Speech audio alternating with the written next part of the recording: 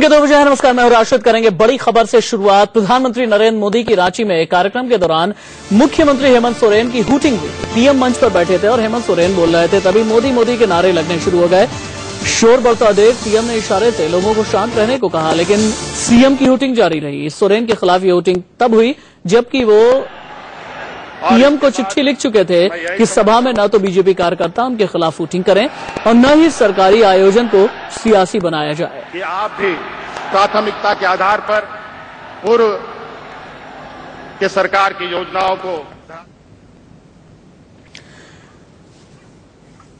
ये कोई पहला मौका नहीं है जब पीएम के मंच से सीएम की हूटिंग हुई हो। इससे पहले हरियाणा के कैथल में इसी तरह से मुख्यमंत्री भूपेंद्र सिंह हुड्डा के खिलाफ नारेबाजी हुई थी। हूटिंग से हुड्डा इस कदर नाराज हुए कि उन्होंने प्रेस कॉन्फ्रेंस करके कहा कि वो अब पीएम के किसी कार्यक्रम में शामिल नहीं होंगे। पहली तस्वीर आज के रांची के प्रोग्राम की है, जबकि दूसरी तस्वीर हरियाणा के कैथल की है। प्राथमिकता के आधार पर हालांकि मोदी लहर से डरे हैं कई विपक्षी दलों के सीएम, जिनमें 5 सीएम का नाम मुख्य है। हरियाणा के सीएम भूपेंद्र सिंह हुड्डा, महाराष्ट्र के सीएम पृथ्वीराज चौहान, उत्तराखंड के हरीश रावत, बिहार के जीतन राम मांझी और झारखंड के सीएम हेमंत सोरेन। प्रधानमंत्री के सरकारी आयोजनों में जाने से अच्छा नदारद रहना ही ये लोग उचित समझते हैं। 2 तस्वीरें हम आपको दिखा रहे हैं। आज हेमंत सोरेन की किस तरह से हूटिंग हुई है। हेमंत सोरेन को हूटिंग का सामना करना पड़ा। जैसे हेमंत सोरेन आए बोलने के लिए डायस पर, वैसे ही मोदी मोदी के नारे लगने शुरू हो गए। हेमंत सोरेन के लिए काफी एम्बैरेसिंग सी सिचुएशन बन गई।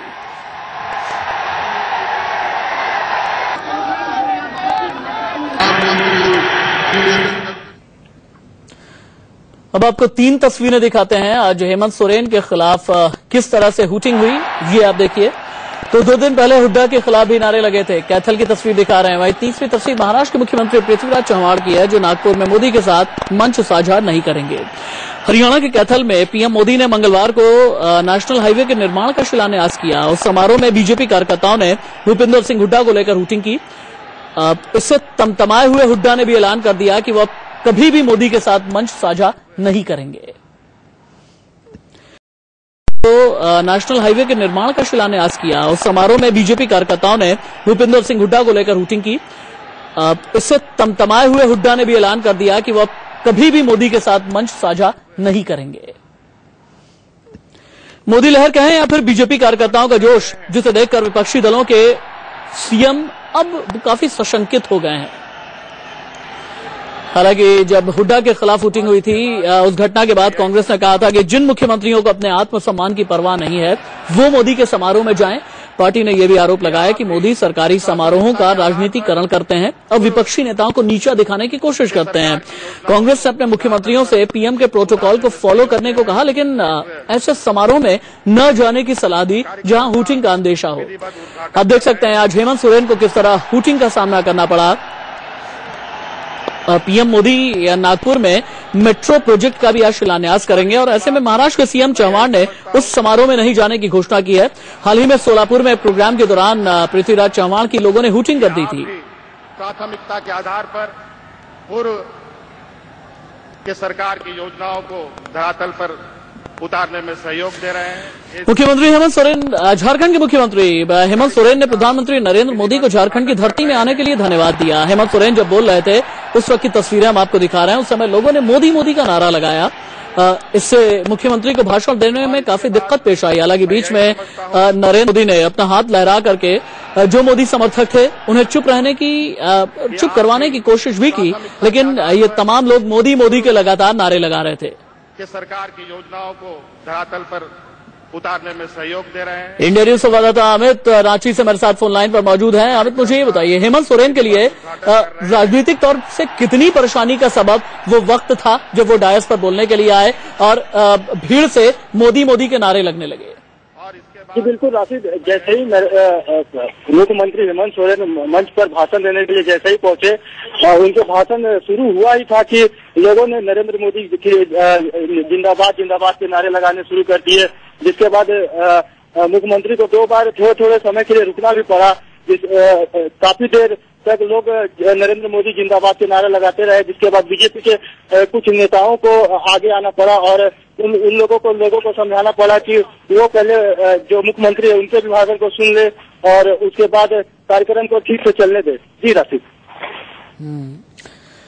तो रांची में हेमंत सोरेन के खिलाफ वोटिंग हुई है। मेरे सहयोगी अमित बताते हुए कि हेमंत सोरेन के लिए कितनी बड़ी परेशानी थी कि हजारों की संख्या में वहां पर जनता हो, प्रधानमंत्री नरेंद्र मोदी मौजूद हो, सूबे का मुख्यमंत्री और सूबे के मुख्यमंत्री के खिलाफ ही लोग नारा लगाना शुरू करते हैं। प्रधानमंत्री बनाम मुख्यमंत्री यानी पीएम बनाम सीएम की सियासी लड़ाई पर जेडीयू अध्यक्ष शरद यादव का क्या कहना है, देखिए। ये जो तरीका निकला है तो निश्चित तौर पर जिस पार्टी का प्रधानमंत्री होता है उसके कार्यकर्ता इकट्ठे होते हैं, ज्यादा आते हैं, लेकिन ये तो हमेशा से मर्यादा रही है कि उसमें जो शरीक होने जाते हैं और प्रोटोकॉल के चलते इस देश में प्राइम मिनिस्टर तो एक ही होता ना। तो इस तरह की बात जो हुई है वो बिल्कुल ही मैं मानता हूं कि ये असाधारण घटना हुई है और ये देश के हित में नहीं है। ये जो फेडरलिज्म है उससे गहरी चोट पहुंचती है और ये जिम्मेदारी थी, यदि इस तरह की बात वहां हो रही थी तो प्राइम मिनिस्टर का प्रोग्राम था, हमारा प्रोग्राम होगा और कोई मेहमान आया हुआ उससे कुछ कोई कहेगा तो ये हमारी जिम्मेदारी, हम खड़े होकर 2 मिनट में ठीक करेंगे इसको। तो हम तो अपोजिशन में, लेकिन प्राइम मिनिस्टर तो एक ही होता है। जिस तरह से ये सिलसिला शुरू हुआ है वो बिल्कुल उनके हित में भी नहीं है, देश के हित में भी नहीं है और हिंदुस्तान का जो फेडरल स्ट्रक्चर है उसको चोट पहुंचाने वाला है और ये बात चलेगी नहीं।